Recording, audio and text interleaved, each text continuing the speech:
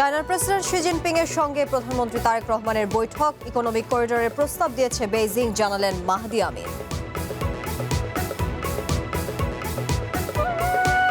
মেহেরপুর সীমান্তে আবারও পোষিনের চেষ্টা রুখে দিল বিজিবি। ভারতের চেষ্টা যথাযথ নয় মন্তব্য স্বরাষ্ট্রমন্ত্রীর, কঠোর অবস্থানে সরকার।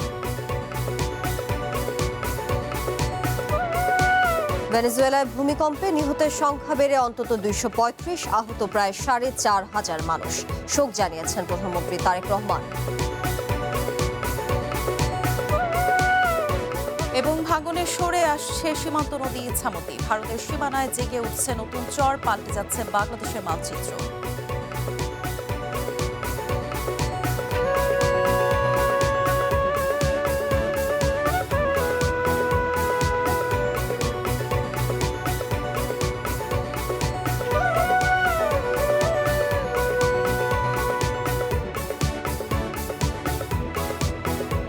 স্বাগত দুপুরের বুলেটিনে, আমি তানিয়া হারুন এবং আমি সিরাজুল মুনিরা বিলাসী। শুনছিলেন শিরোনাম।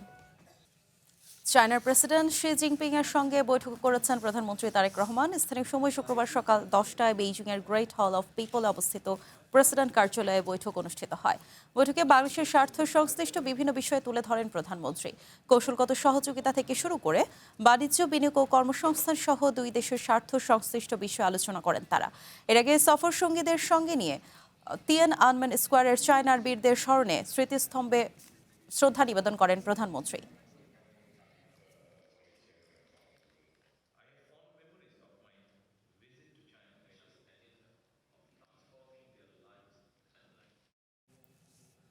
প্রধানমন্ত্রীর চায়না সফরে বেইজিং এর সঙ্গে দীর্ঘমেয়াদী অংশীদারিত্ব ও কৌশলগত সম্পর্ক তৈরি হয়েছে।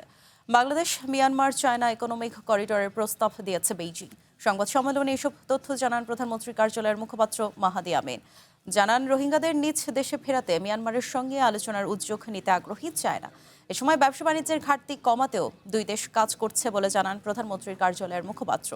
বাংলাদেশে উন্নয়ন কাঠামো ও জ্বালানি সংকট মোকাবেলায় পাশে থাকার আশ্বাস দিয়েছে দেশটি। সেই সঙ্গে বাংলাদেশের নীতি কাঠামো ও উন্নয়নেও সহায়তার আশ্বাস দিয়েছে দেশটি। মাহাদি আমিন জানান, ব্যবসা ও কলকারখানা বাড়ানোয় একসঙ্গে কাজ করবে দুই দেশ।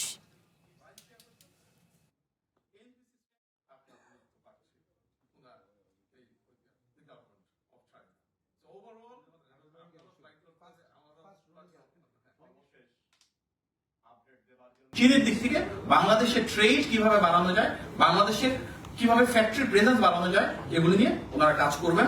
এবং যে ইনভেস্টমেন্ট গুলো হবে চীন থেকে, সেখানে অবশ্যই কর্মসংস্থানকে একটি অন্যতম প্রাধান্যের ক্ষেত্র হিসেবে দেখা হবে। বাংলাদেশে আমরা যদি তিস্তা মহাপরিকল্পনা, যেটি বিএনপি নির্বাচনী ইশতেহারে ছিল, সেটি বাস্তবায়ন প্রক্রিয়া আমরা যাচ্ছি। এখানকার প্ল্যানিং, ফিজিবিলিটি স্টাডি এবং টেকনিক্যাল যে কোনো সাপোর্টে তিস্তা মহাপরিকল্পনা সহ পানি ব্যবস্থাপনায় চীন গুরুত্বপূর্ণ ভূমিকা রাখতে চায়।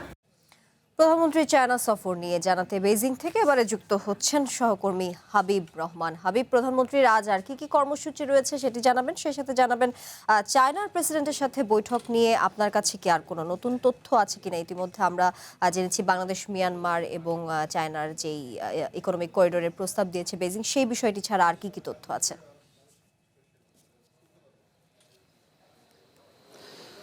তানিয়া, প্রধানমন্ত্রী তারেক রহমান 4 দিনের রাষ্ট্রীয় সফর শেষে বাংলাদেশের উদ্দেশ্যে রওনা দিয়েছেন। তিনি এখন বিমানবন্দরে, চায়না বিমানবন্দরে পৌঁছে গেছেন হয়তো, বা আমরা যতটুকু জানি। তবে সবচেয়ে বড় বিষয় যে চায়নার প্রেসিডেন্ট শি জিনপিং তিনি সরাসরি প্রধানমন্ত্রী তারেক রহমানকে বলেছেন যে তারা মায়ানমার হয়ে একটি বাণিজ্যিক করিডোর চায়, এবং পাশাপাশি এটিও বলেছেন যে মায়ানমারের থেকে যে পরিমাণ রোহিঙ্গা বাংলাদেশে এসেছে, সেই সংকট সমাধানেও চায়না সবসময় বাংলাদেশের পাশে থাকবে। এছাড়া অন্যান্য যে বিষয়গুলো রয়েছে, বিশেষ করে বাণিজ্যিক বিষয় এবং ভূ রাজনৈতিক বিষয়ে চায়না বাংলাদেশের পাশে থাকার আশ্বাস দিয়েছে। আরেকটি বিষয় সেটি হলো যে আপনি জানেন, বাংলাদেশ এবং চায়নার সাথে দীর্ঘদিনের যে সম্পর্ক, সেই সম্পর্কের বাণিজ্য বিনিয়োগের ক্ষেত্রে যে প্রতিশ্রুতিগুলো দেওয়া হয়েছে, বিশেষ করে সমঝোতা স্বাক্ষরগুলো হয়েছে, সেখানে বাংলাদেশের পক্ষে বা বাংলাদেশকে সহায়তা করার ক্ষেত্রে প্রধানমন্ত্রী তারেক রহমানকে চায়না প্রেসিডেন্ট তারা আশ্বস্ত করেছেন যে এই বিষয়গুলো নিয়ে তারা বাংলাদেশের সাথে কাজ করবে। আরেকটি বিষয় সেটি হলো যে ভূ রাজনৈতিক যে বিষয় রয়েছে সেই ভূ রাজনৈতিক বিষয়ে যে সংকটগুলো রয়েছে সেই সঙ্কটগুলো সমাধানে বা সেই সংকটগুলো নিয়ে আলোচনা চালানোর ক্ষেত্রে চায়না এক ধরনের আশ্বাস দিয়েছে এবং সামরিক বিষয় নিয়েও সবসময় আলোচনা চলবে সেটিও কিন্তু চায়নার প্রেসিডেন্ট শি জিনপিং জানিয়েছেন প্রধানমন্ত্রী তারেক রহমানকে। আপনারা জানেন যে এর মধ্যে বেশ কয়েকটি সমঝোতা স্মারক হয়েছে, 17টি সমঝোতা স্মারক স্বাক্ষর হয়েছে। সেখানে রয়েছে শিক্ষা, স্বাস্থ্য, গণমাধ্যম, বাণিজ্য বিনিয়োগ বাড়ানো এবং ইপিজেড সহ নানা বিষয় কিন্তু সেখানে রয়েছে। এই বিষয়গুলো নিয়ে আসলে বাংলাদেশ থেকে চায়না বাংলাদেশে কিভাবে বিনিয়োগ করবে সেই বিষয়গুলো নিয়ে কিন্তু এর মধ্যে সংবাদ সম্মেলনে জানানো হয়েছে যে আলোচনার মধ্য দিয়ে কিভাবে দুই দেশের স্বার্থ সংশ্লিষ্ট যে বিষয়গুলো রয়েছে সেগুলো রক্ষা করেই এই যে আলোচনা, এই যে সমঝোতা স্বাক্ষর সেগুলো বাস্তবায়ন করা হবে। তবে আমরা প্রশ্ন রেখেছিলাম যে করিডোরের বিষয়টি আসলে চায়নার প্রেসিডেন্ট প্রস্তাব দিয়েছে, কিন্তু বাংলাদেশ সেক্ষেত্রে কি দিয়েছে তারা বলেছেন যে এটি আপাতত যেহেতু তারা রয়েছে বিমানবন্দরে যাবেন, সেক্ষেত্রে বাংলাদেশে যে এই বিষয়টি সম্পর্কে হয়তো আরও বিস্তারিত আমরা জানতে পারবো। তবে এখন পর্যন্ত আমরা যেটি দেখছি যে তিস্তা মহাপরিকল্পনা বাস্তবায়নের ক্ষেত্রে যে আশ্বাস চায়না দিয়েছে সেটি আসলে বাংলাদেশের জন্য খুবই ভালো খবর। তবে করিডোর নিয়ে কি হবে সেটি আসলে এখন পর্যন্ত বলা যাচ্ছে না। সব কিছু মিলে আসলে সামনেই বোঝা যাবে চায়না যে সমঝোতা স্বাক্ষর বা আশ্বাসগুলো দিয়েছে সেটি কতটা বাস্তবায়ন হয়। তানিয়া। হাবিব, আপনাকে ধন্যবাদ। দর্শক, প্রধানমন্ত্রী চায়না সফর নিয়ে আমাদের সাথে বেইজিং থেকে যুক্ত ছিলেন সহকর্মী হাবিব রহমান। এদিকে চায়না সফর শেষে প্রধানমন্ত্রী তারেক রহমান তিস্তা মহাপরিকল্পনা নিয়ে গুরুত্বপূর্ণ বার্তা দেবেন এমন প্রত্যাশা তিস্তা পাড়ের মানুষের। স্থানীয়দের বিশ্বাস, তিস্তা মহাপরিকল্পনা বাস্তবায়ন হলে উত্তরাঞ্চলের লাখো মানুষের জীবন জীবিকায় ব্যাপক পরিবর্তন আসবে। তিস্তা উত্তরাঞ্চলের মানুষের জীবন জীবিকা আর সংগ্রামের এক অবিচ্ছেদ্য অংশ। ভারতের গজলডোবা ব্যারেজের কারণে বছরের অধিকাংশ সময় এই নদীর পানি প্রবাহ নিয়ে সংকটে পড়তে হয় বাংলাদেশকে। শুষ্ক মৌসুমে নদীর বুক জুড়ে দেখা দেয় বিস্তীর্ণ বালুচর, আর বর্ষা এলেই উজান থেকে নেমে আসা পানি ঢল ও অতিবৃষ্টিতে ভয়াল রূপ ধারণ করে তিস্তা। বর্ষায় ভারতের গজলডোবা ব্যারেজের গেট খুলে দিলে মুহূর্তেই ফুলে ফেপে ওঠে তিস্তা নদী। তীব্র স্রোত আর পানির চাপে প্রতি বছর নদীগর্ভে বিলীন হয় শত শত একর ফসলি জমি, বসতভিটা এবং মানুষের শেষ সম্বলটুকু। আবার শুষ্ক মৌসুমে পানির অভাবে ব্যাপকভাবে ব্যাহত হয় কৃষিকাজ। ফলে বছরের পর বছর ধরে বন্যা, ভাঙ্গন ও পানির সংকটের সঙ্গে লড়াই করে যাচ্ছে তিস্তা তীরবর্তী জনপদের বাসিন্দারা। তবে স্থানীয়দের অভিযোগ, অতীতে বারবার তিস্তা মহাপরিকল্পনা বাস্তবায়নের প্রতিশ্রুতি দিলেও কার্যকর কোনো অগ্রগতি হয়নি। ফলে নদী ব্যবস্থাপনার দীর্ঘমেয়াদী সমাধান আজও অধরাই রয়ে গেছে। এই তিস্তা নিয়ে পরিকল্পনা তো অনেক আগ থেকেই হচ্ছে। আগের সরকার আমাদেরকে 3 বার আশ্বাস দিয়েছেন, মিথ্যাচার করেছেন। তবে এখন বদলাচ্ছে প্রত্যাশা চিত্র। বিএনপি সরকারের দায়িত্ব গ্রহণের পর তিস্তা মহাপরিকল্পনা বাস্তবায়নে প্রধানমন্ত্রী তারেক রহমানের সরাসরি আগ্রহ ও তদারকির বিষয়টি নতুন আশার সঞ্চার করেছে নদীপাড়ের মানুষের মধ্যে। বিশেষ করে অতীতে এ প্রকল্প বাস্তবায়নে আগ্রহ দেখানো চায়নার সঙ্গে আলোচনাকে ঘিরে আশাবাদ আরও যেন বেড়েছে। উত্তরবঙ্গের তো এই একটাই দুঃখ যে হচ্ছে তিস্তা ভাঙন। এখানের অনেক কৃষক আছে যারা মানে এই সামান্য জমির উপরে চাষাবাদ করেই তাদের জীবন চলে। তিস্তা মহাপরিকল্পনা বাস্তবায়ন করুক, হাজার হাজার হেক্টর জমি আপনার আবাদিত হবে। স্থানীয়দের বিশ্বাস, তিস্তা মহাপরিকল্পনা বাস্তবায়ন করা হলে নদীর গতিপথ পুনর্বিন্যাস, ভাঙ্গন নিয়ন্ত্রণ, পানি সংরক্ষণ এবং সেচ ব্যবস্থার উন্নয়ন সম্ভব হবে। আর এতে উত্তরাঞ্চলের লাখ লাখ মানুষের জীবন জীবিকায় ইতিবাচক পরিবর্তন আসবে। বর্তমানে আপনারা জানেন যেটা ফিজিবিলিটি স্টাডি হচ্ছে, ফিজিবিলিটি স্টাডির পরেই কিন্তু মহাপরিকল্পনা বাস্তবায়ন হবে। আমরা অচিরেই সামনেই দেখতে পাবো কাজগুলি বাস্তবে রূপ নেবে। দশকের পর দশক ধরে বন্যা, নদী ভাঙ্গন আর পানি সংকটের সঙ্গে যুদ্ধ করে টিকে আছেন তিস্তা পাড়ের মানুষ। প্রতি বছরের মতো এবারও তারা আশাবাদী। তবে সেই আশার সঙ্গে মিশে আছে দীর্ঘদিনের বঞ্চনা আর আক্ষেপের গল্প। তাই তাদের প্রত্যাশা আর কোনো প্রতিশ্রুতি নয়, বাস্তবায়নের মধ্য দিয়েই বদলে যাক তিস্তা এবং এর উপর নির্ভরশীল মানুষের ভাগ্য। আবু সাদাপু, ওয়ান নিউজ, নীলফামারী। মেহেরপুরের গাংনী সীমান্তে আবারও 3 জনকে পুষিনের চেষ্টা করেছে বিএসএফ। ভোরে উপজেলার কাথুলি ইউনিয়নের রাধা গোবিন্দপুর থলা সীমান্ত দিয়ে বিএসএফ তাদেরকে পুষিনের চেষ্টা করে। এ সময় বিজিবি ও স্থানীয়দের প্রতিরোধের মুখে তাদের ফেরত নেয় বিএসএফ। বিজিবি জানায়, ভারতের পশ্চিমবঙ্গের নদিয়া জেলার করিমপুর থানার বুড়িপোতা বিএসএফ ক্যাম্পের সদস্যরা গেট খুলে 3 জনকে পুষিনের চেষ্টা করে। তবে বিজিবি ও গ্রামবাসীর সতর্ক অবস্থানের কারণে তারা বাংলাদেশে প্রবেশ করতে পারেনি। পরে বিজিবি ও বিএসএফ এর মধ্যে আলোচনার পর ওই 3 জনকে ফেরত নিয়েছে বিএসএফ। এর আগে গতকাল গাংনীর শহরতলা সীমান্ত দিয়ে বিএসএফ 7 জনকে পুষিনের চেষ্টা করে ব্যর্থ হয়।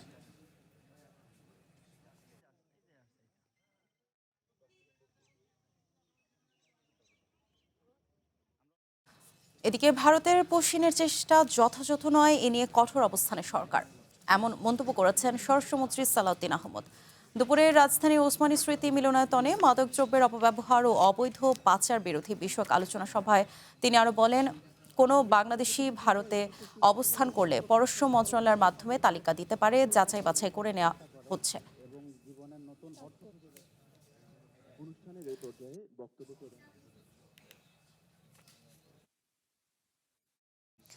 বর্তমান সরকারের আমলে যদি বিগত সরকারের মতো কোনো আচরণ দেখা যায়, সমবেতভাবে তা প্রতিরোধ করার আহ্বান জানিয়েছেন বিএনপি মহাসচিব ও স্থানীয় সরকার মন্ত্রী মির্জা ফখরুল ইসলাম আলমগীর। সকালে রাজধানীর কৃষিবিদ ইনস্টিটিউটে মায়ের ডাকের আয়োজনে জাতীয় সংলাপে তিনি কথা বলেন। এ সময় মির্জা ফখরুল বলেন, দুবাইয়ে গ্রেফতার বেনজির আর জিয়াউল আহসানদের যেই বডি ল্যাঙ্গুয়েজ ছিল তা জাতি দেখেছে। বিগত সরকারের এই কর্মকর্তাদের অহংকার মানুষ দেখেছে। তারা যে অন্যায় করেছে তার যথাযথ বিচার নিশ্চিত করা হবে বলেও আশ্বস্ত করেন মির্জা ফখরুল। এ সময় তিনি আরো বলেন, এবারের বাজেট থেকেই গুম পরিবারের সদস্যদের জন্য ভাতা দেওয়ার ব্যবস্থা করা হবে। নির্যাতনের শিকার ব্যক্তিদের সমর্থনে আন্তর্জাতিক দিবস উপলক্ষে এই সংলাপের আয়োজন করা হয়।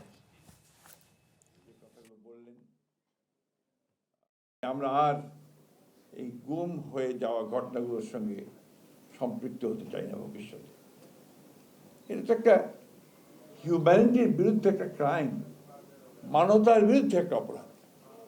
প্রকাশ্যে এদের বিচার হওয়া উচিত, শাস্তি হওয়া উচিত। যদি মুক্তিযোদ্ধাদের ভাতা দেওয়া হয়, জুলাই যোদ্ধাদের ভাতা দেওয়া হয়, তাহলে গুম হয়ে পরিবারগুলোকে কেন ভাতা দেওয়া হবে?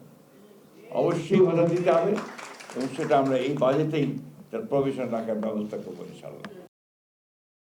দেশে ফ্যাসিবাদ ঠেকাতে প্রয়োজনীয় সংস্কার বাস্তবায়ন ও গণভোটের রায় কার্যকরের দাবি জানিয়েছেন বিরোধী দলীয় নেতা ও জামায়াতের আমির ডাক্তার শফিকুর রহমান।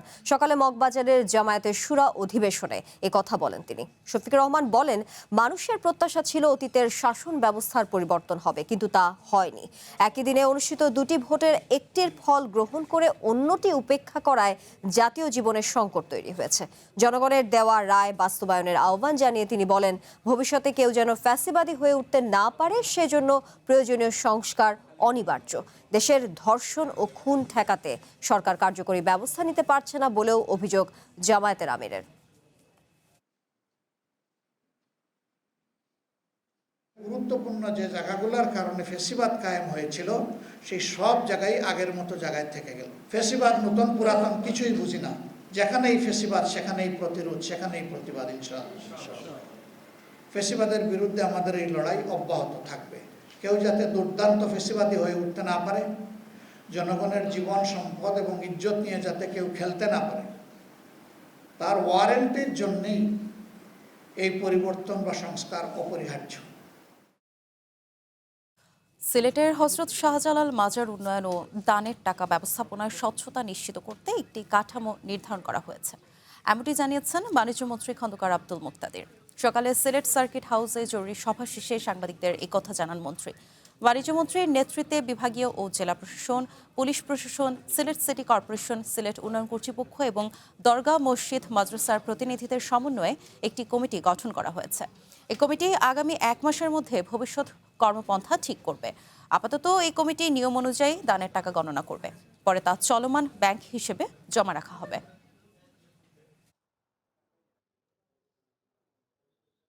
আমরা একটি যৌক্তিক পদ্ধতি ঠিক করব, যে পদ্ধতিতে সামগ্রিক ব্যবস্থাপনাটা সম্পন্ন হবে এবং এই কমিটির কাজের প্রধানতম লক্ষ্য হচ্ছে পুরো ব্যবস্থাটার মধ্যে একটা পরিপূর্ণ স্বচ্ছতা আনয়ন। মাত্র ৩৯ সেকেন্ডের ব্যবধানে আঘাত হানা পরপর দুটি শক্তিশালী ভূমিকম্পে ধ্বংসস্তূপে পরিণত হয়েছে ভেনেজুয়েলা। এখন পর্যন্ত প্রাণহানির সংখ্যা বেড়ে দাঁড়িয়েছে অন্তত ২৩৫ জনে। দেশটির স্বাস্থ্যমন্ত্রী কার্লোস আলভারাদো জানান, ভয়াবহ এই ভূমিকম্পে আহত হয়েছে প্রায় ৪৫০০ মানুষ। ধ্বংসস্তূপের নিচে আটকা পড়ে আছে বহু মানুষ। আফটারশকের ভয়ে খোলা আকাশের নিচে আশ্রয় নিয়েছে অনেকে। ভূমিকম্পে বিধ্বস্ত ভেনেজুয়েলার পাশে দাঁড়াতে বিশ্ব সম্প্রদায়কে আহ্বান জানিয়েছে জাতিসংঘ। ভূমিকম্পে বিধ্বস্ত ভেনেজুয়েলায় এখন শুধু স্বজন হারানো আর্তনাদ। রাজধানী কারাকাসে তাসের ঘরের মতো ধসে পড়া ভবনের নিচে আটকা পড়েছেন বহু মানুষ। আটকে পড়াদের অনেকে বাঁচার আকুতি জানালেও তাদের উদ্ধার করতে নেই চোখে পড়ার মতো তৎপরতা। নিখোঁজদের সন্ধানে ধ্বংসস্তূপের পাশে ভিড় করছেন উদ্বিগ্ন স্বজনরা। দৃশ্যটা ছিল একটা হরর মুভির মতো। আমাদের ধ্বংসস্তূপের ওপর দিয়ে হামাগুড়ি দিয়ে নামতে হয়েছিল। ছোট ছোট বাচ্চারা কাঁদছিল, অনেকে নিচে নামতে পারেনি। আমেরিকার ভূতাত্ত্বিক জরিপ সংস্থা জানিয়েছে বড় ধরনের আপ্রাশকের শঙ্কা এখনো রয়ে গেছে। সম্ভাব্য আপ্রাশক বা ক্ষতিগ্রস্ত ভবন ধসে পড়ার শঙ্কা থাকায় অনেকেই রাস্তায় তাঁবুতে অবস্থান করছেন। ক্ষতিগ্রস্ত এলাকায় উদ্ধার তৎপরতা অব্যাহত রয়েছে। ধ্বংসস্তূপের নিচে আটকা পড়াদের সন্ধানে কাজ করছেন উদ্ধারকর্মীরা। ভূমিকম্পের তাণ্ডবে ব্যাপক ক্ষয়ক্ষতির কারণে উদ্ধার কাজে হিমশিম খাচ্ছেন নিরাপত্তা বাহিনী এবং জরুরি বিভাগের কর্মীরা। সেই সাথে রাজধানী কারাকাসে বিদ্যুৎ এবং জ্বালানি সরবরাহ বন্ধ হয়ে যাওয়ায় ব্যাহত হচ্ছে উদ্ধার তৎপরতা। এখানে যে ধরনের ক্ষয়ক্ষতি হয়েছে তাতে আধুনিক কোনো যন্ত্র নেই। হাত দিয়ে তারা কতটুকু সরাতে পারে, অনেকে চাপা পড়ে রয়েছে। ভয়াবহ ভূমিকম্পে বিপর্যস্ত ভেনেজুয়েলায় জরুরি আন্তর্জাতিক সহায়তার আহ্বান জানিয়েছে জাতিসংঘ। দেশটির মানবিক সংকট মোকাবেলায় দ্রুত বৈশ্বিক সহায়তার প্রয়োজন বলে জানায় সংস্থাটি। Masud Rana, One international desk. ভেনেজুয়েলায় ভয়াবহ ভূমিকম্পে প্রাণহানি ও ব্যাপক ক্ষয়ক্ষতির ঘটনায় গভীর শোক ও সমবেদনা প্রকাশ করেছেন প্রধানমন্ত্রী তারেক রহমান। শুক্রবার নিজের ভেরিফাইড ফেসবুক আইডিতে দেওয়া এক বার্তায় প্রধানমন্ত্রী বলেন, ভেনেজুয়েলায় ভূমিকম্পে বহু মানুষের প্রাণহানি ও ব্যাপক ধ্বংসযজ্ঞে বাংলাদেশ গভীরভাবে শোকাহত। বাংলাদেশের জনগণের পক্ষ থেকে নিহতদের স্বজনদের প্রতি গভীর সমবেদনা জানান প্রধানমন্ত্রী। পাশাপাশি আহতদের দ্রুত সুস্থতা কামনা করেন। একই সঙ্গে ভেনেজুয়েলা সরকার ও দেশটির জনগণের জন্য শক্তি, সাহস এবং দ্রুত পুনরুদ্ধার কামনা করেন তিনি।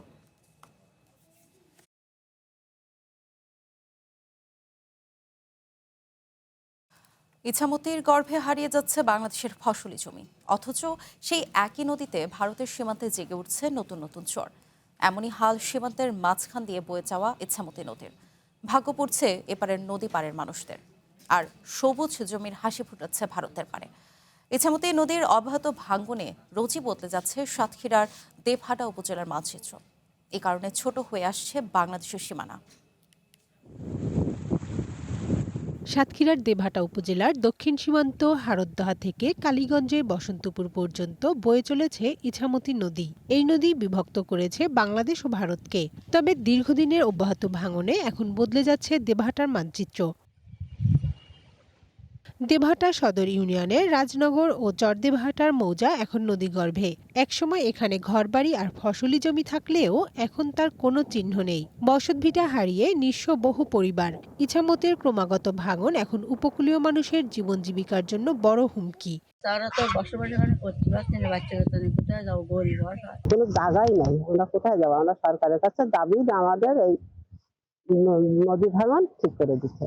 স্থানীয়রা বলছেন, বর্তমানে নদী ভাঙনের মুখে রয়েছে কুমোরপুর, খানজিয়া ও ভাতশালা সহ আরও কয়েকটি এলাকা। তাদের অভিযোগ, প্রতি বছরই টেকসই বেড়িবাঁধের অভাবে দেশের ভূখণ্ড হারিয়ে যাচ্ছে নদীগর্ভে। আমাদের যে ভূমি, এই ভূমিগুলো নদীগর্ভে বিলীন হয়ে যাচ্ছে। ভারতের গতিতে আমাদের এখানে বাংলাদেশে ভেঙে গর্ত হয়ে যাচ্ছে। ভাঙতে ভাঙতে এখন এই অবস্থা চলে আসছে। এখন এই অবস্থা আসার পরে যে কাজকামগুলো হয়েছে এগুলো নামমাত্র। আন্তর্জাতিক নদী আইন অনুযায়ী নদীর ঠিক মাঝ বরাবর দুই দেশের সীমানা ঠিক করা হয়, কিন্তু ইছামতির ভাঙন স্থায়ী হওয়ায় নদীর সেই মাঝখানের রেখাও এখন ঢুকে পড়েছে বাংলাদেশের মানচিত্রে। পাশাপাশি ভারতের অংশে চর জেগে বাড়ছে তাদের ভূখণ্ড। টেকসই বাঁধ না হওয়ার কারণে আমাদের যে সীমান্তবর্তী নদীগুলো রয়েছে, সেই নদী ভাঙনের ফলে কি হচ্ছে, ভারত তার আমাদের নদীগুলো ভেঙে গিয়ে ভারতের অঞ্চল বেড়ে যাচ্ছে এবং আমাদের জমি হারাচ্ছে বারবারই। নদীর তীর ভাঙন প্রবণ হওয়ায় স্থায়ী এবং টেকসই বাঁধ নির্মাণ করা প্রয়োজন। কারণ এই নদীর ভাঙনের ফলে আমাদের বাংলাদেশের যে ভূমি রয়েছে, এই ভূমিটি কিন্তু নদীগর্ভে বিলীন হয়ে যাচ্ছে এবং বাংলাদেশের জমির পরিমাণও কিন্তু কমে যাচ্ছে। পানি উন্নয়ন বোর্ড বলছে, ইছামতির ভাঙন রোধে স্থায়ী বাঁধ নির্মাণের জন্য সমীক্ষা শুরু হয়েছে। এটি বাস্তবায়িত হলে দেশের মূল ভূখণ্ড রক্ষা করা সম্ভব হবে। ফিজিবিলিটি স্টাডির প্রক্রিয়াধীন রয়েছে এই স্টাডিটা সম্পূর্ণ হলে আমরা এই ইসামতি কালিন্দির যে নদী ভাঙন রয়েছে সেখানে স্থায়ী প্রতিরক্ষা কাজ, পাশাপাশি আমাদের যে বেড়িবাঁধ রয়েছে সেটা টেকসই হিসেবে তৈরি করা সম্ভব হবে। সাতক্ষীরার দেবহাটা ও কালীগঞ্জের বসন্তপুর পর্যন্ত প্রায় 7 কিলোমিটার এলাকার 8 থেকে 10টি স্থানে ভাঙন চলছে। দ্রুত ব্যবস্থা না নিলে শুধু এই দুটি উপজেলার অস্তিত্বই সংকটে পড়বে না, বরং বাংলাদেশ ভারতকে বিভক্তকারী এই নদীর ভাঙন বাংলাদেশের আয়তনই কমিয়ে দেবে। One national desk. উজানের ঢল কমে আসায় কুড়িগ্রামে ব্রহ্মপুত্র ছাড়া প্রায় সব নদ নদীর পানি কমতে শুরু করেছে। তবে পানি নামার সঙ্গে সঙ্গেই নতুন করে দেখা দিয়েছে ভয়াবহ নদী ভাঙন। ধরলা, ব্রহ্মপুত্র, দুধকুমার ও তিস্তা নদীর তীর ছুঁড়ে বিলীন হচ্ছে শিক্ষা প্রতিষ্ঠান, ফসলি জমি ও বসতভিটা। একের পর এক পরিবার হারাচ্ছে তাদের শেষ সম্বল, বাড়ছে দুর্ভোগ ও অনিশ্চয়তা। এ নিয়ে আরও জানাতে আমাদের সঙ্গে কুড়িগ্রাম থেকে যুক্ত হচ্ছেন রাশেদুল ইসলাম। রাশেদ, ইতিমধ্যে জানতে পেরেছি যে কুড়িগ্রামে ব্রহ্মপুত্র ছাড়া প্রায় সব নদ নদীর পানি কমতে শুরু করেছে, আর এও জানতে পেরেছি যে পানি নামার সঙ্গে সঙ্গেই নতুন করে নদী ভাঙ্গনের যে ভয়াবহ চিত্র তা দেখা দিয়েছে। নদী ভাঙ্গনের তীব্রতা সেখানে কেমন দেখছেন এখন?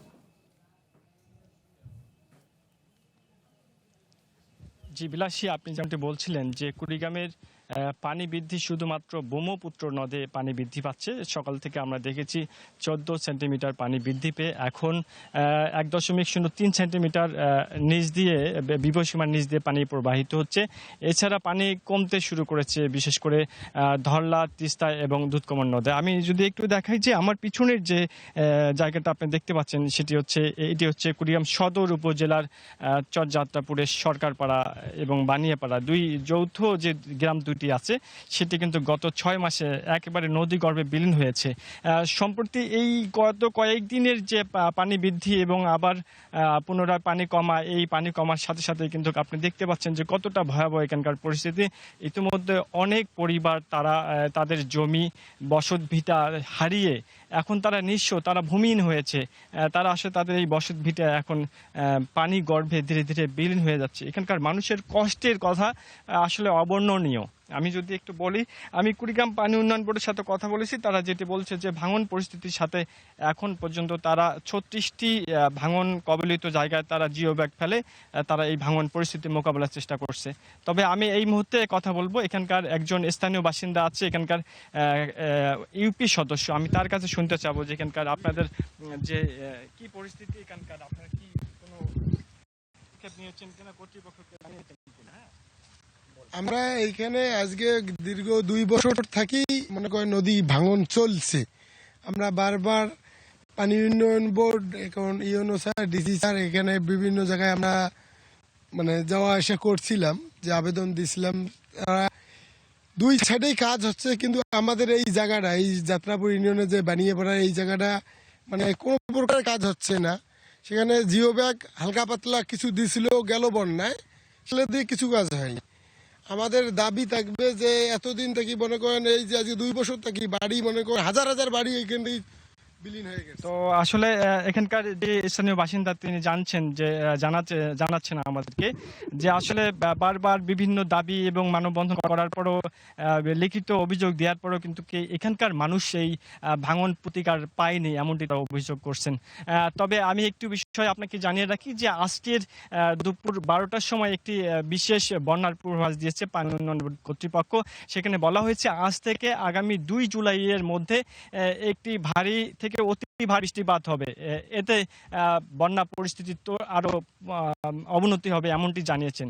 বিলাসী, এই ছিল কুড়িগ্রামের ব্রহ্মপুত্রের পাড় থেকে বন্যা পরিস্থিতির সর্বশেষ। ধন্যবাদ রাশেদ। কুড়িগ্রামে ব্রহ্মপুত্র ছাড়া সব নদ নদীর পানি কমতে শুরু করেছে, তবে পানি নামার সঙ্গে সঙ্গে ভয়াবহ নদী ভাঙ্গ দেখা দিয়েছে। সে বিষয়ে বিস্তারিত জানাতে এতক্ষণ আমাদের সঙ্গে কুড়িগ্রাম থেকে যুক্ত ছিলেন রাশেদুল ইসলাম রাশেদ। দুপুরে বুলেটিনে বিরতি দিচ্ছি, ফিরে এসে অন্যান্য খবরের সঙ্গে আরও যা থাকছে। পবিত্র আশুরা আজ, কারবালার শোক গাথা স্মরণে রাজধানী সহ দেশের বিভিন্ন স্থানে শিয়া সম্প্রদায়ের তাজিয়া মিছিল।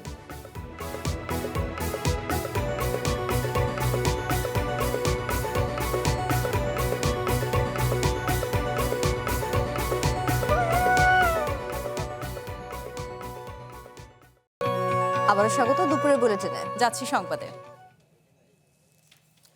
পবিত্র আশুরা আজ নানা ঘটনায় হিজরি মহরম মাসের 10ম দিনটি তাৎপর্যপূর্ণ। কারবালার প্রান্তরে শেষ নবী হজরত মোহাম্মদ সাল্লাল্লাহু আলাইহি ওয়াসাল্লামের দৌহিত্র হজরত হাসান ও হজরত হুসাইন রাদিয়াল্লাহু আনহুর শাহাদাত বিশ্বব্যাপী মুসলমানদের কাছে শোকের দিন। পুরান ঢাকার হোসেনি দালান ইমাম বাড়া থেকে বের হয়েছে তাজিয়া মিছিল। শিয়া সম্প্রদায়ের শত শত মানুষ এতে অংশ নিয়েছেন। বিভিন্ন ধরনের নিশান, কারবালার সেই দুলদুল ঘোড়ার প্রতীকী নিয়ে মিছিলে অংশ নিয়েছেন শোকার্ত মানুষ। হাই হাসান হাই হোসেন মাতমে কারবালার শহীদদের স্মরণ করছেন তারা। Azimpur new market science lab হয়ে ঝিকাতলায় গিয়ে শেষ হবে তাজিয়া মিছিল। অপ্রীতিকর ঘটনা এড়াতে কয়েক স্তর নিরাপত্তা ব্যবস্থা রেখেছে আইনশৃঙ্খলা বাহিনী।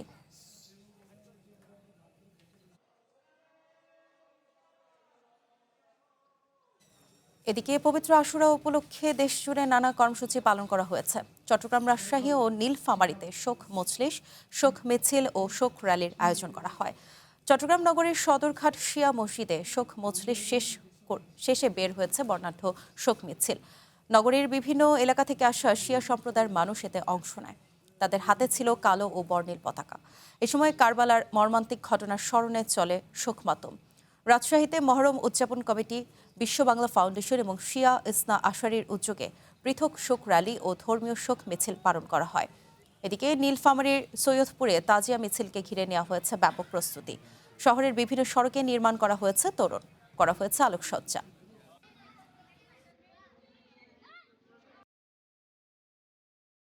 যে জালিম হবে তাকে আমরা ঘৃণা করব, তাকে আমরা প্রতিরোধ করব, এবং যে মজলুম হবে তাকে আমরা সাহায্য করব, সহযোগিতা করব। সেই যেই ধর্মেরই হোক, যেই জাতিই হোক, এর মধ্যে কোনো পার্থক্য নাই। 24 ঘন্টায় হামের উপসর্গ নিয়ে সিলেটে আরও এক শিশুর মৃত্যু হয়েছে। সকালে বিষয়টি নিশ্চিত করেছে বিভাগীয় স্বাস্থ্য অধিদপ্তর। এ নিয়ে সিলেট বিভাগে হামের উপসর্গে মৃতের সংখ্যা বেড়ে 79 জনে দাঁড়িয়েছে। স্বাস্থ্য অধিদপ্তরের তথ্য মতে বর্তমানে সিলেট বিভাগের বিভিন্ন হাসপাতালে হামের উপসর্গ নিয়ে চিকিৎসা নিচ্ছেন 262 জন। 24 ঘন্টায় ল্যাবরেটরি পরীক্ষায় নতুন করে 9 জন হাম রোগী শনাক্ত হয়েছে। একই সময়ে আরও 62 জন সন্দেহভাজন রোগী বিভিন্ন হাসপাতালে ভর্তি হয়েছেন।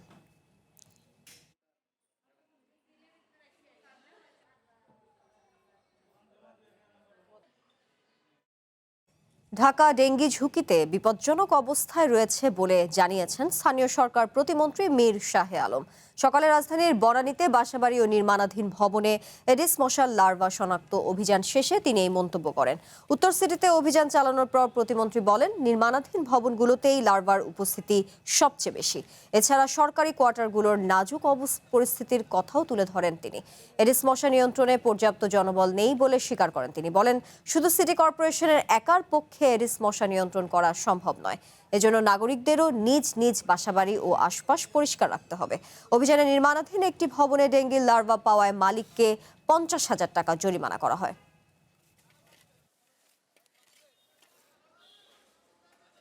ঢাকায় বর্তমানে কিন্তু খুব অ্যালার্মিং অবস্থায় রয়েছে। 60টা জায়গায় অভিযান চালিয়েছি, একটি রেস্টুরেন্ট সহ 3টা বাড়িতে আমরা লার্ভা পেয়েছি। তার মানে কিন্তু 50-র বেশি। গতকাল দক্ষিণে আমরা অভিযান চালিয়েছি, দক্ষিণও 50-র অধিক অ্যাপার্টমেন্টে, বিল্ডিংয়ের বেসমেন্টে এবং সরকারি স্টাফ কোয়ার্টারগুলোতে আরও ভয়াবহ অবস্থা। রাজধানীর বাজারে সবজির সরবরাহে কমতি নেই, তবে এর প্রভাব পড়েনি দামে। বেশ কিছু সবজির দাম চড়া অভিযোগ করেছেন ক্রেতারা। বেড়েছে চিনি ও তেলের দামও। ছুটির দিন রাজধানীর কারওয়ান বাজারে বেড়েছে আলুর দাম, কেজি প্রতি বিক্রি হচ্ছে 35 টাকায়। এছাড়া বেড়েছে ঢ্যাঁড়স ও গাজরের দাম। পটল 40 থেকে 50 টাকা এবং ঢ্যাঁড়স 50 টাকা কেজি দরে বিক্রি হচ্ছে। এই সবজি দুটির দামও আগের সপ্তাহের তুলনায় সামান্য বেড়েছে। খোলা চিনি প্রতি কেজি 105 টাকা এবং খোলা সয়াবিন তেল প্রতি কেজি 205 টাকা দরে বিক্রি হচ্ছে। এসব পণ্যের দামও আগের থেকে বাড়তি, তবে সরবরাহ স্বাভাবিক রয়েছে বলে জানিয়েছেন বিক্রেতারা। চাল ও ডালের দামও কেজিতে 5 টাকা করে বেড়েছে। নাজিরশাইল প্রতি কেজি 80 টাকা এবং আটাশ 52 টাকায় বিক্রি হচ্ছে। আর দেশি মুগ ডাল বিক্রি হচ্ছে 150 টাকা কেজি দরে।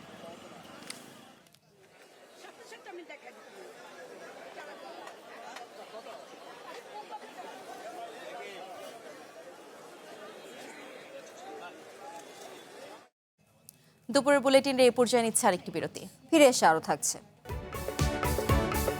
কুষ্টিয়ায় সরকারি প্রকল্পের টাকায় প্রশিক্ষণের নামে চলছে হরিলুট। টাকা দিলেই মিলছে সার্টিফিকেট।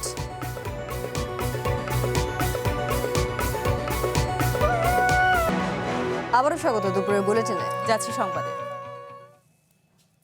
কুষ্টিয়ার সরকারি প্রকল্পের টাকায় প্রশিক্ষণের নামে চলছে হরিলুট।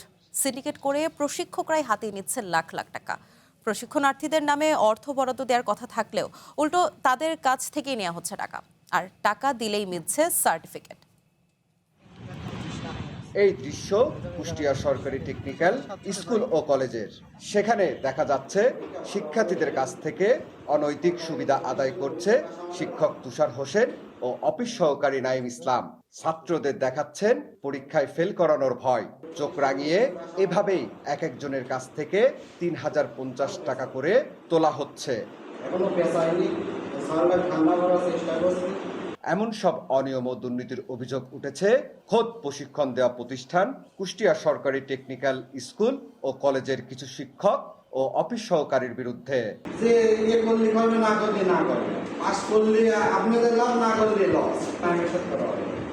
বেকার ছেলে মেয়েদের দক্ষভাবে গড়ে তুলতে সিসিএফ প্রকল্পের আওতায় ড্রাইভিং বেসিক প্রশিক্ষণের লাখ লাখ টাকা খরচ করছে সরকার, তবে তা কোনো কাজেই আসছে না।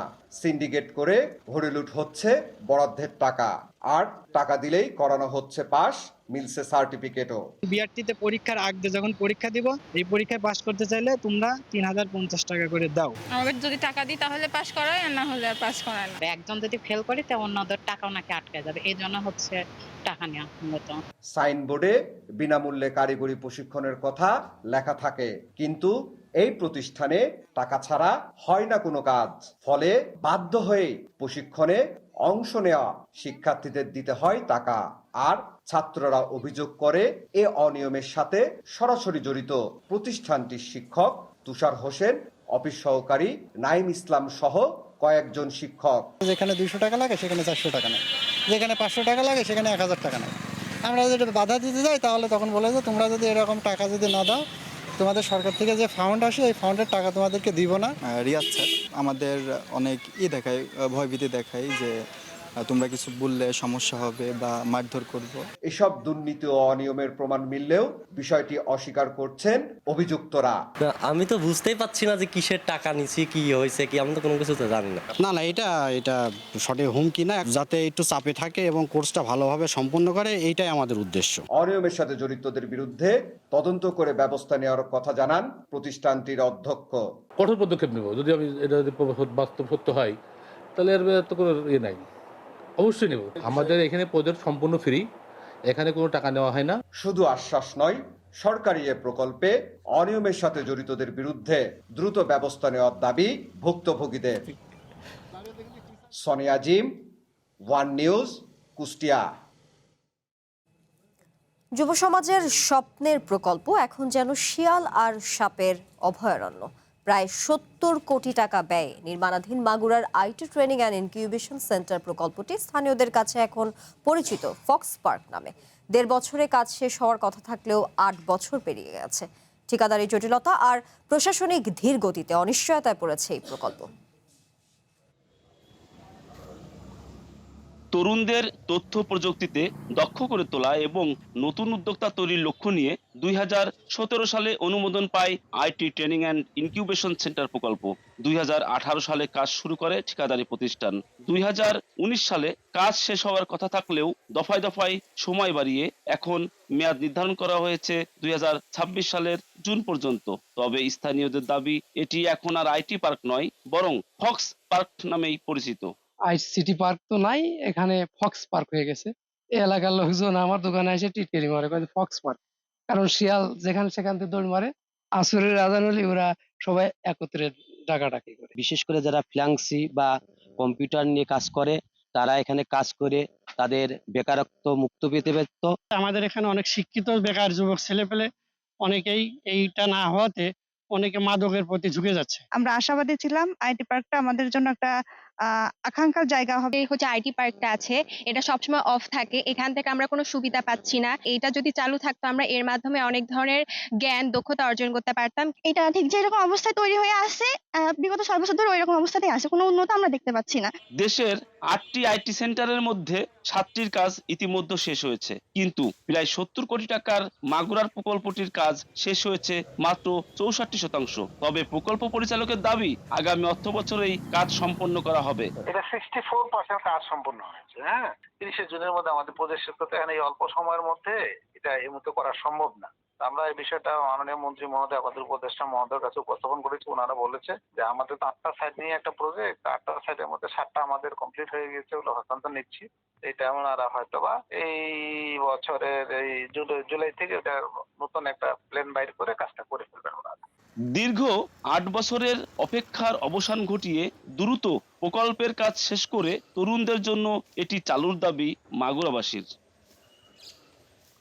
Pankaj Roy, one news, Magura.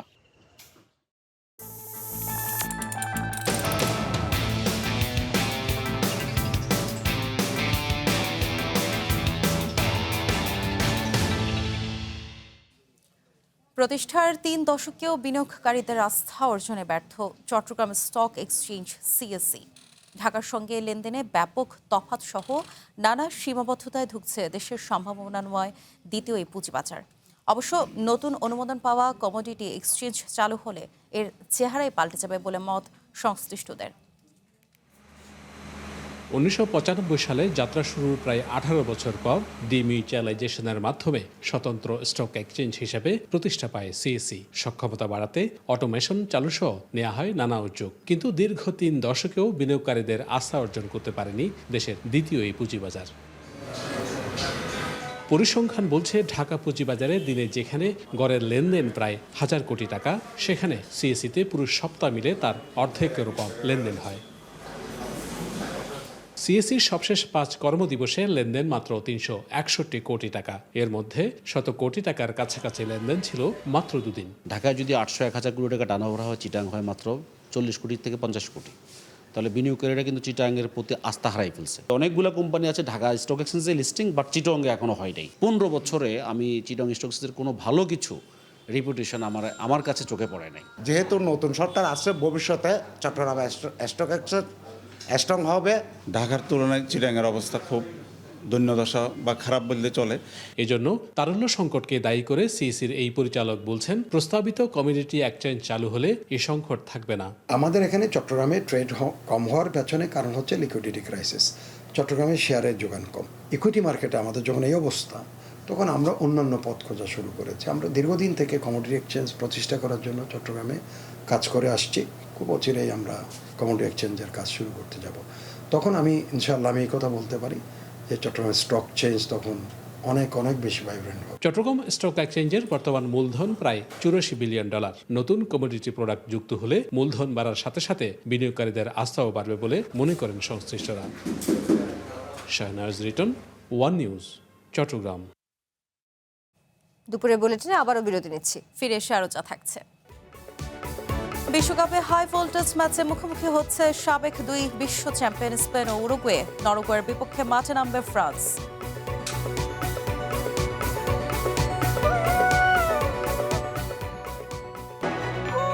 আবারও স্বাগত দুপুরের বুলেটিনে।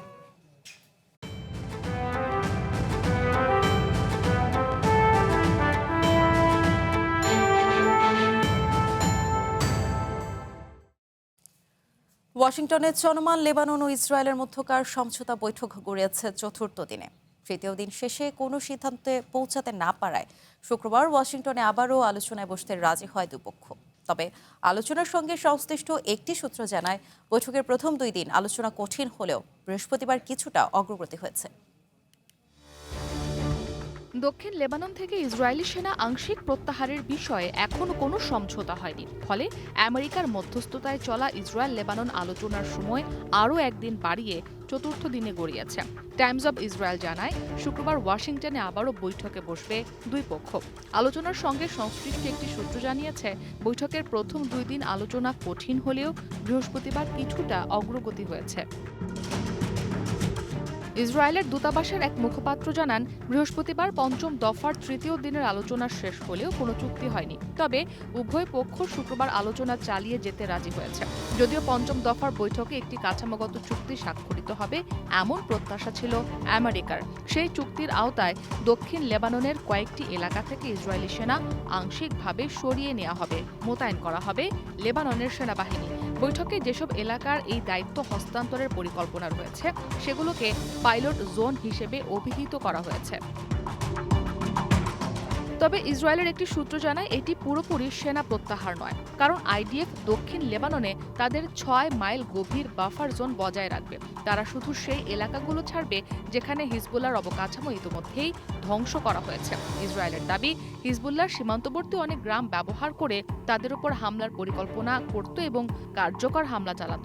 তাই কিছু গ্রাম পুরোপুরি গুড়িয়ে দিয়েছে আইডিএফ।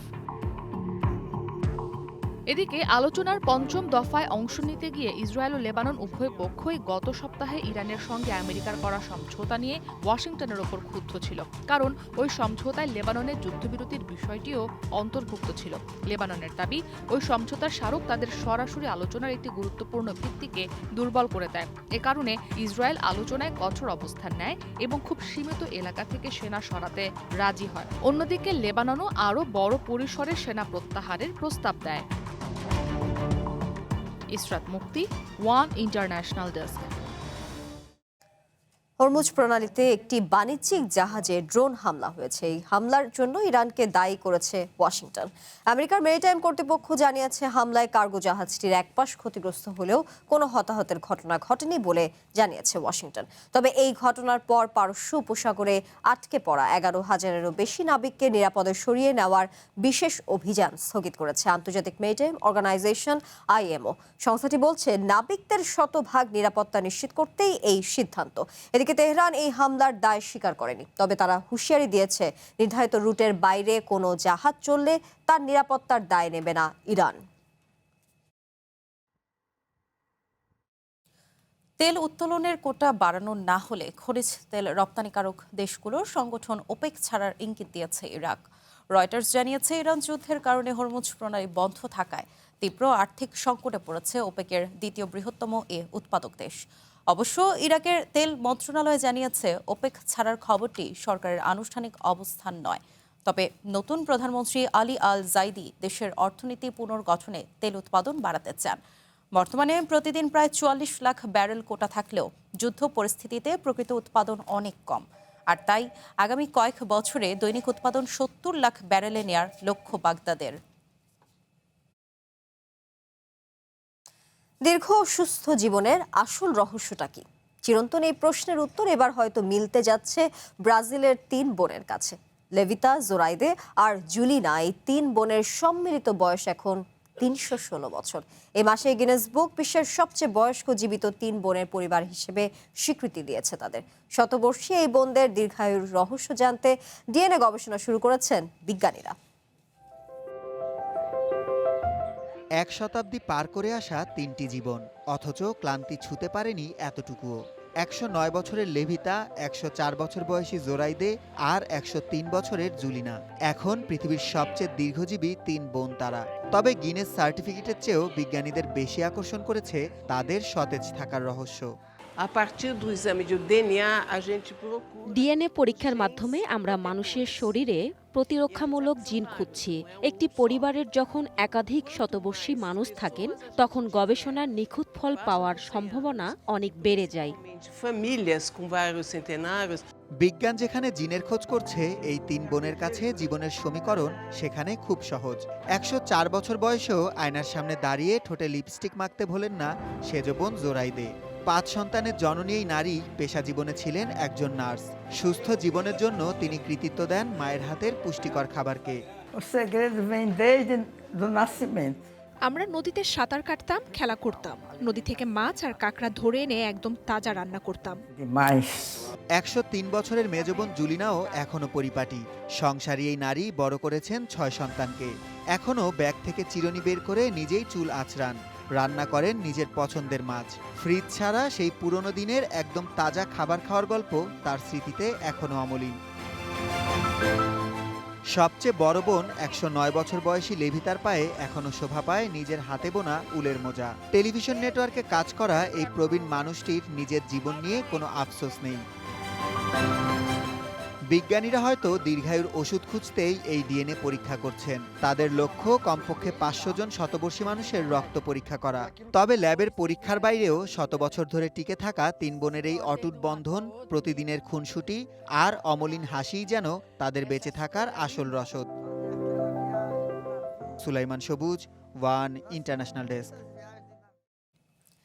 এবার জানাবো কনফিডেন্স সিমেন্টের সৌজন্যে বিশ্বকাপ ফুটবলের খবর।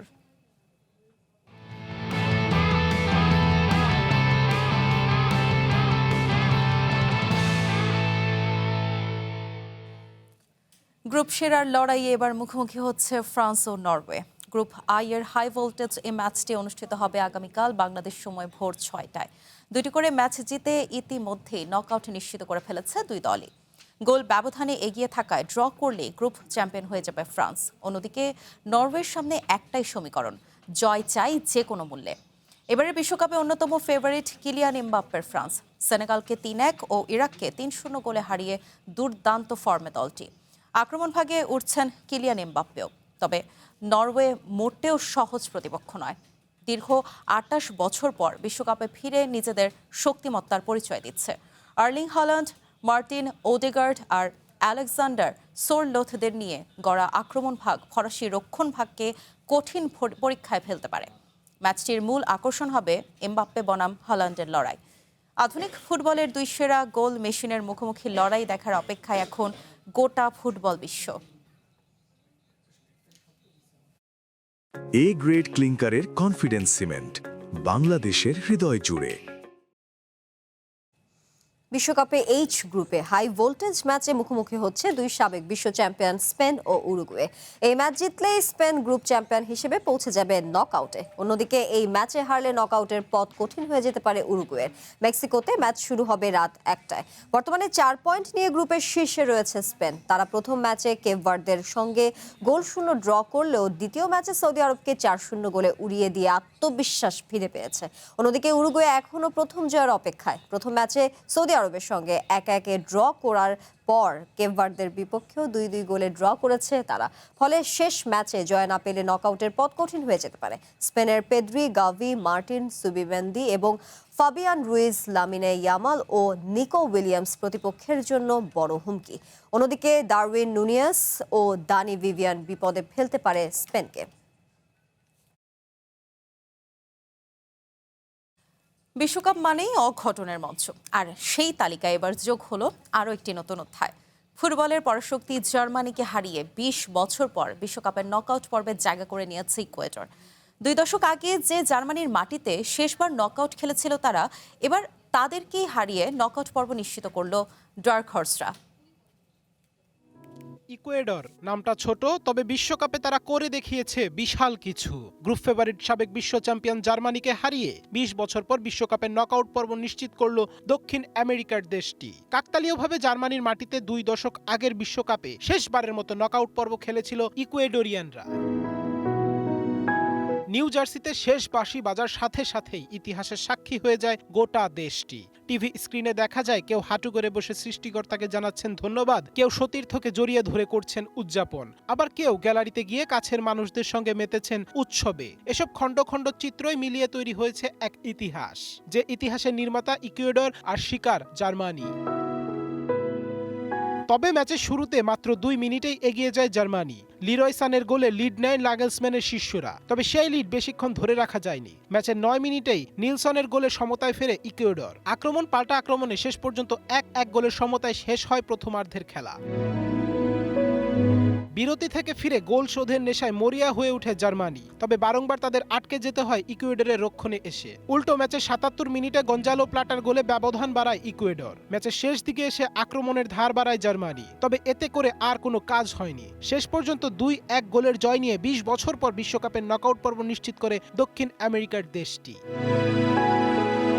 বিশ্বকাপে নিজেদের সামর্থ্যের বড় প্রমাণ দিয়ে দক্ষিণ আমেরিকার দলটি জানিয়ে দিল নামটা ছোট হলেও বড় মঞ্চে তারা যে কোনো পরাশক্তিকে চ্যালেঞ্জ জানাতে পারে। আর জার্মানির জন্য এই হার শুধু বিদায় নয়, বরং দল হিসাবে বিশ্বকাপে আরও একটি তিক্ত অধ্যায় থেকেই যাবে। Tasnim Ahmed Arnab, one sports desk. দুপুরের বুলেটিন শেষ করার আগে শিরোনামগুলো জানিয়ে দিচ্ছে আরও একবার। চায়নার প্রেসিডেন্ট শি জিনপিং এর সঙ্গে প্রধানমন্ত্রী তারেক রহমানের বৈঠক, ইকোনমিক করিডোরের প্রস্তাব দিয়েছে বেইজিং, জানালেন মাহাদি আমির। মেহেরপুর সীমান্তে আবারও পুশিনের চেষ্টা রুখে দিল বিজিবি। ভারতের চেষ্টা যথাযথ নয় মন্তব্য স্বরাষ্ট্রমন্ত্রীর, কঠোর অবস্থানে সরকার।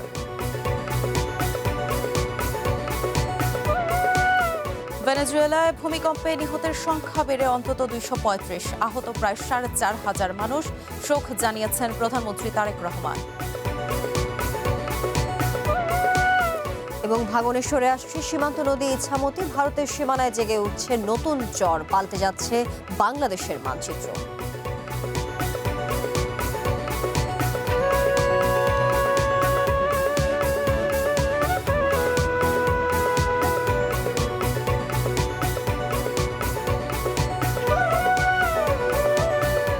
এই ছিল দুপুরের বুলেটিনে, একটু পরেই দেখবেন ওয়ার্ল্ড বুলেটিন। চ্যানেল 1 এর সঙ্গে থাকুন, যুক্ত থাকুন আমাদের ফেসবুক পেজ এবং ইউটিউব চ্যানেলে।